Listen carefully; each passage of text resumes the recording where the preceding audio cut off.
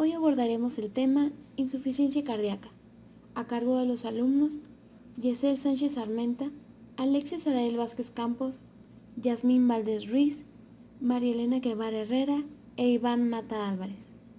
A cargo de la docente Saraí Gurola Yepes, estudiantes de la Facultad de Enfermería de la Universidad Autónoma del Estado de Baja California, del grado cuarto semestre. Generalidades del sistema circulatorio. El sistema circulatorio posee como función el distribuir los nutrientes y oxígeno a las células y recoger los desechos metabólicos que se han de eliminar después por los riñones, en la orina, y por el aire exhalado en los pulmones, rico en dióxido de carbono. De toda esta labor se encarga la sangre, que está circulando constantemente. Además, el aparato circulatorio tiene otras destacadas funciones como intervenir en las defensas del organismo y regular la temperatura corporal. Es el encargado de transportar la sangre por todo el organismo. Consta de una bomba, que es el corazón, y todo un sistema de comunicación, constituido por los vasos sanguíneos, como lo son arterias, capilares y venas. Además, el sistema linfático se encarga de recoger el exceso de fluido que abandona los capilares hacia los tejidos y lo devuelve a la circulación. La circulación sanguínea se puede dividir a su vez en una circulación menor o pulmonar y una circulación mayor o sistémica. El sistema cardiovascular está formado por corazón, arterias, venas, vasos capilares, ganglios, vasos linfáticos y sangre. A continuación hablaremos sobre la insuficiencia cardíaca. La insuficiencia cardíaca es un síndrome final en el que terminan muchas enfermedades cardíacas de gravedad y pronósticos diferentes. Es decir, ocurre cuando por una alteración la función del corazón no es capaz de proporcionar el flujo sanguíneo adecuado para cubrir las necesidades metabólicas de los tejidos y los órganos del cuerpo. Una de las causas más frecuentes de la insuficiencia cardíaca es la miocardiopatía idiopática, la cual consiste en una disfunción miocárdica resultado de una enfermedad cardíaca o sistémica. Debido a que cada paciente es diferente, la causa de una insuficiencia cardíaca debe ser siempre investigada en cada uno. En la insuficiencia cardíaca, el corazón no puede desempeñar adecuadamente su función de bomba impulsora de la sangre debido a que ha sufrido algún daño que ha alterado su normal funcionamiento. No existe una única causa de insuficiencia cardíaca. Muchas enfermedades del corazón y diversos agentes tóxicos dañan al corazón de distintas formas y todas ellas con el paso del tiempo acaban produciendo insuficiencia cardíaca. A continuación mencionaré las principales causas de la insuficiencia cardíaca, las cuales se dividen en 8 categorías. Primeramente tenemos a las causas idiopáticas. Antes de mencionarlas es importante recordar que una enfermedad es considerada idiopática cuando se desconoce la etiología de esta. Dentro de las causas idiopáticas se encuentra la miocardiopatía dilatada idiopática, que se define por la presencia de dilatación y disfunción sistólica, que afecta al ventrículo izquierdo o a ambos ventrículos. La miocardiopatía restrictiva idiopática es también una enfermedad del miocardio, pero al contrario de la anterior, esta altera la función diastólica del corazón. Y la miocardiopatía hipertrófica idiopática, la cual es una enfermedad del músculo del corazón que se caracteriza por el aumento del grosor de sus paredes, causando arritmias y problemas embólicos hasta riesgo de muerte. La segunda categoría son las enfermedades coronarias. Dentro de esta categoría encontramos la isquemia aguda, una supresión brusca del aporte sanguíneo a un determinado territorio, como consecuencia del flujo sanguíneo en una o más arterias. Otra enfermedad coronaria es el aneurisma del ventrículo izquierdo. Consiste en una dilatación producida por el adelgazamiento de la pared del miocardio, producida habitualmente por un infarto importante previo. Y la miocardiopatía isquémica, causada por el estrechamiento de las arterias que suministran sangre al corazón, lo que lleva a que las paredes del corazón se vuelvan delgadas de manera que no bombean bien. Otra de las causas frecuentes de insuficiencia cardíaca son la sobrecarga de presión y la sobrecarga de volumen. En la sobrecarga de presión se incluye la hipertensión, una presión excesivamente alta de la sangre sobre la pared de las arterias, y la estenosis aórtica, en donde la válvula aórtica no se abre completamente, lo que disminuye el flujo de la sangre desde el corazón. Y dentro de la sobrecarga de volumen encontramos la insuficiencia mitral, también reconocida como regurgitación mitral, caracterizado por el reflujo de sangre desde el ventrículo izquierdo a la aurícula izquierda durante la sístole, y la insuficiencia aórtica, también reconocida como regurgitación aórtica, caracterizado por el reflujo de sangre desde la aorta hacia el ventrículo izquierdo durante la diástole ventricular. Por otra parte, tenemos a las toxinas, otro factor de riesgo o causa de la insuficiencia cardíaca, dentro de los cuales encontramos el consumo de etanol o cocaína y la doxorubicina, un fármaco ampliamente utilizado en la quimioterapia del cáncer, que a largo plazo puede causar daños al corazón.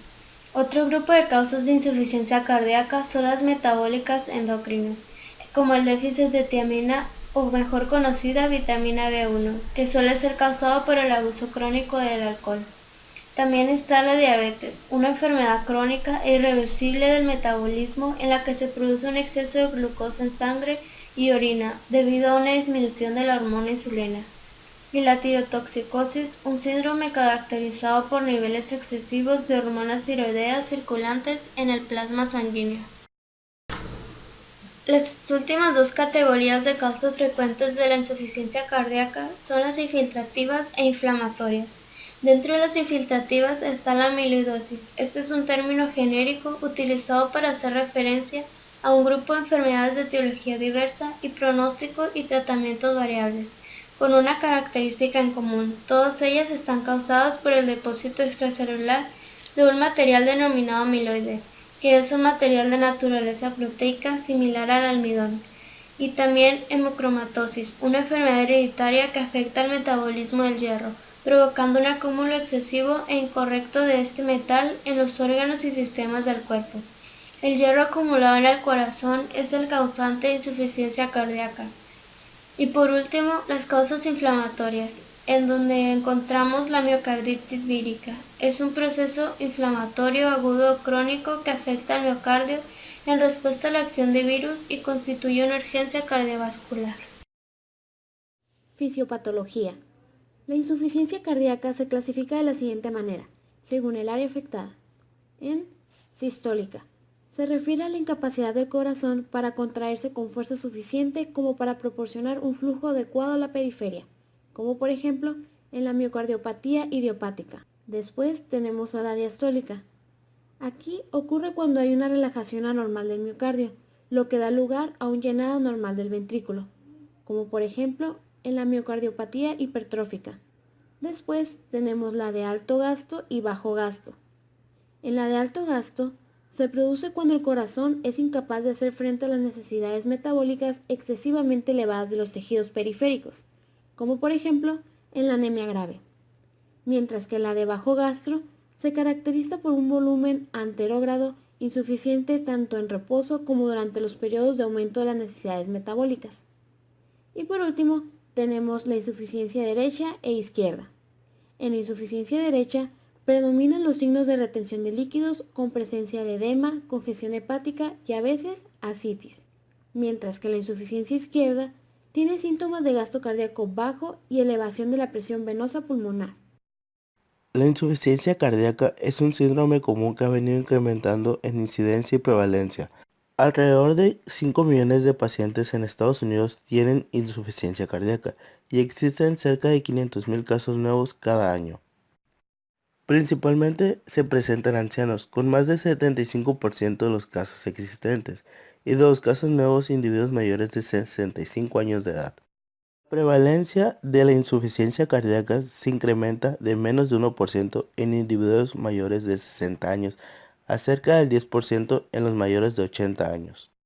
En México, a pesar de no contar con datos precisos, es bien conocido que las enfermedades del corazón constituyen desde hace más de 5 años la primera causa de mortalidad global y dentro de estas, la insuficiencia cardíaca se perfila como una de las causas directas.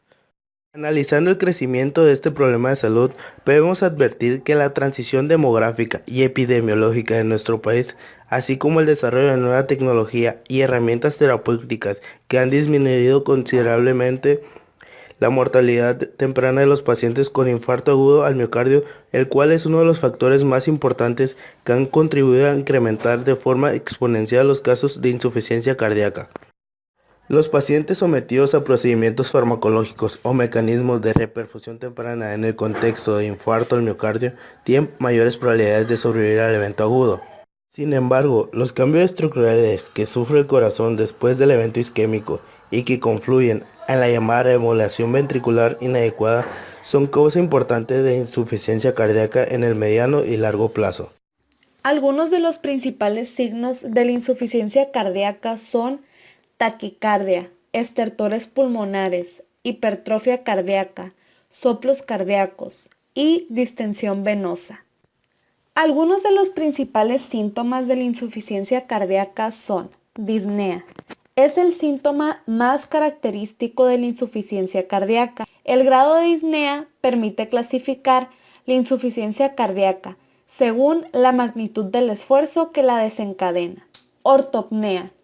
Es la aparición de disnea en posición de cúbito dorsal. Edema pulmonar agudo. Es la expresión más grave de la hipertensión capilar pulmonar. Edema periférico. Normalmente es de predominio vespertino y tiende a disminuir o a desaparecer durante la noche. Nicturia, como ya lo conocemos, es el aumento de la diuresis nocturna. Fatiga. Se atribuye a disminución de la perfusión muscular y a la atrofia muscular por reposo. Palpitaciones. Finalmente, anorexia y malestar epigástrico. Diagnóstico integral. El interrogatorio y la exploración física del paciente constituyen por sí solos el examen clínico por definición y son la base insubstituible de todo examen médico. Son métodos inermes en los que solo basta con usar el estetoscopio y el estingomanómetro para obtener un resultado temprano. Sin embargo, en la práctica diaria, para estimar completo un estudio clínico se agregan 3 exploraciones más de valor: el electrocardiograma, el examen radiológico y los exámenes de laboratorio. El diagnóstico integral abarca una serie de diagnósticos parciales, que son los siguientes. Diagnóstico anatómico. Es el que habla de lesiones o daños estructurales del corazón o de los vasos. Se refiere a la cardiomegalia, las lesiones miocárdicas, valvulares o periféricas, a los cambios estructurales de la aorta. Diagnóstico fisiopatológico. Es el que enuncia el síndrome o la serie de síndromes que traducen las perturbaciones funcionales del corazón o de la circulación. Caben aquí los grandes síndromes como la insuficiencia cardíaca izquierda, derecha o de global, o mejor conocida como congestiva, la insuficiencia coronaria aguda o crónica, la hipertensión arterial, sistémica o pulmonar. Asimismo, los pequeños síndromes de Stokes-Adams, Wolff-Parkinson-White, etc. Diagnóstico etiológico. Es el que fija la causa del mal, ya sea el tipo congénito o adquirido. Unas veces se refiere a factores de tipo infeccioso, como la fiebre reumática, la lues o sífilis o cualquier otro similar. A causas de tipo mecánico de sobrecarga, como la hipertensión arterial, o bien a factores endocrinos traumáticos. Diagnósticos del grado de incapacidad física. A estos diagnósticos fundamentales, la New York Heart Association ha agregado un cuarto relacionado con el pronóstico, y este abarca 4 categorías. Número 1. Sin limitaciones.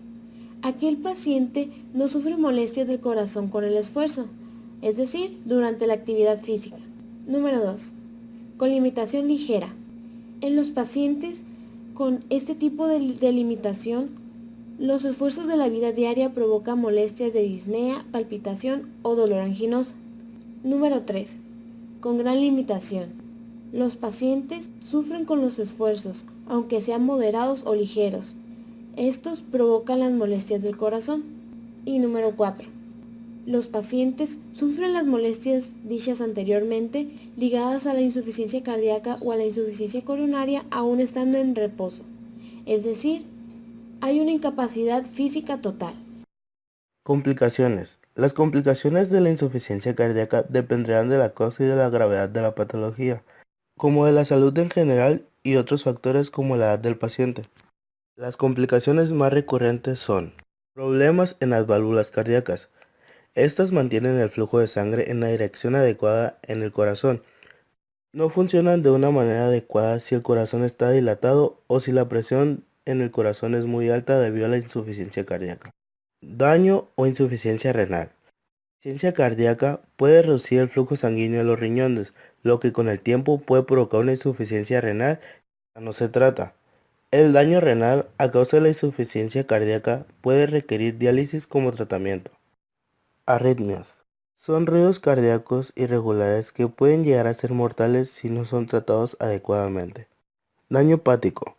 Es causada por una acumulación de líquido que ejerce demasiada presión sobre el hígado. Esta acumulación de líquido puede generar cicatrices, lo que dificultará que el hígado funcione de una manera adecuada. Ataque cerebral. El cerebro termina siendo privado de oxígeno porque el suministro de sangre ha sido disminuido o ha sido interrumpido. Anemia. Es causada por la disminución de la hemoglobina portada del oxígeno en los glóbulos rojos.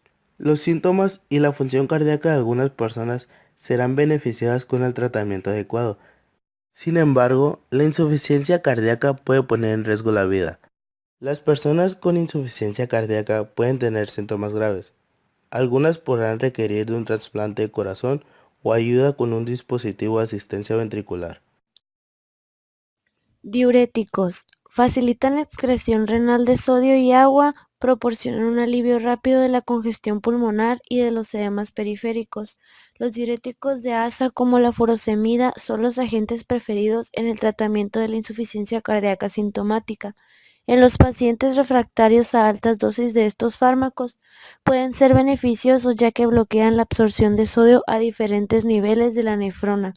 La espironolactona puede proporcionar también un especial beneficio a algunos pacientes con insuficiencia cardíaca. Vasodilatadores. Revierten la vasoconstricción periférica que ocurre en la insuficiencia cardíaca congestiva.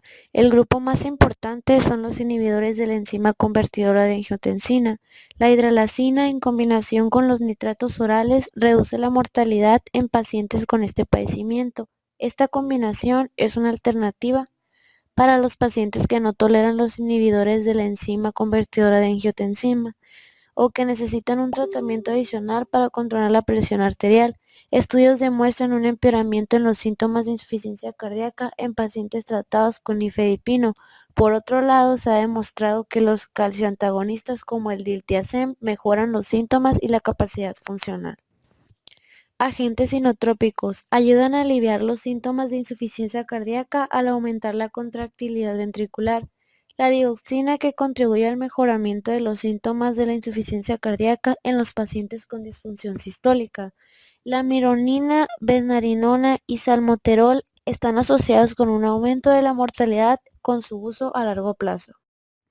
Betabloqueantes. Contrarrestan los efectos crónicos de la estimulación simpática. El metoprolol y carvedilol se asocian con la mejoría de los síntomas de la insuficiencia cardíaca y la capacidad funcional. Anticoagulantes. Aunque el tratamiento a largo plazo con anticoagulantes orales sigue estando controvertido, ciertos pacientes se pueden beneficiar de su uso. Tratamiento no farmacológico. Restringir la ingesta de sodio a aproximadamente 2 gramos por día. Limitar líquidos para evitar la hiponatremia. La reducción de peso en pacientes obesos ayuda a disminuir el trabajo del corazón con insuficiencia. Programas de ejercicios supervisados de rehabilitación cardíaca. Prevención. Debido a que la enfermedad arterial coronaria y la hipotensión o la combinación de ambas son las responsables de la mayoría de los casos de insuficiencia cardíaca, la prevención primaria se basaría en actuar sobre sus factores de riesgo. Enfermedad coronaria. Su prevención mediante el control de sus factores de riesgo constituye la mejor manera de reducir la incidencia de nuevos casos de insuficiencia cardíaca, hipertensión arterial. En cuanto a los agentes a utilizar, aquellos fármacos que han demostrado utilidad tanto en la hipertensión arterial como en la insuficiencia cardíaca son los diuréticos, betabloqueantes, inhibidores de la ECA y antagonistas de los receptores de angiotensina 2. Diabetes. El tratamiento de la diabetes disminuye la incidencia de nuevos casos de insuficiencia cardíaca y mejora la morbimortalidad de los pacientes que la han desarrollado. Otros factores de riesgo para elaborar una estrategia preventiva es tener en cuenta el tabaco, el consumo de alcohol, el abuso de cocaína y otras drogas. Prevención secundaria. La actuación terapéutica es fundamental como prevención secundaria, ya que está dirigida a retrasar la progresión de la enfermedad y evitar el desarrollo de la insuficiencia cardíaca sintomática. El uso de IECA y betabloqueantes han demostrado su eficiencia para corregir dicho objetivo en este estadio de la enfermedad. Prevención terciaria. Actividad física. Debe mantenerse una actividad física moderada y evitar los esfuerzos físicos importantes. Alimentación. Se deben consumir alimentos saludables en 5 o 6 comidas al día no abundantes, reducción de la ingesta de sal y de líquidos, control de peso corporal, vacunación antigripal y antineumocócica. Los pacientes que evolucionan a este tratamiento desfavorablemente y entran en el estadio de insuficiencia cardíaca terminal, la prevención y tratamiento consiste en todas las medidas recomendadas para los estadios anteriores, control riguroso de la retención de fluidos, EVA, evaluación y control en unidades especializadas de insuficiencia cardíaca, inserción de catéter en la arteria pulmonar para guiar el tratamiento en pacientes con síntomas graves persistentes. Reemplazamiento o reparación mitral en pacientes con insuficiencia mitral funcional grave. Infusión intravenosa continua de agentes inotrópicos intravenosos para paliar los síntomas.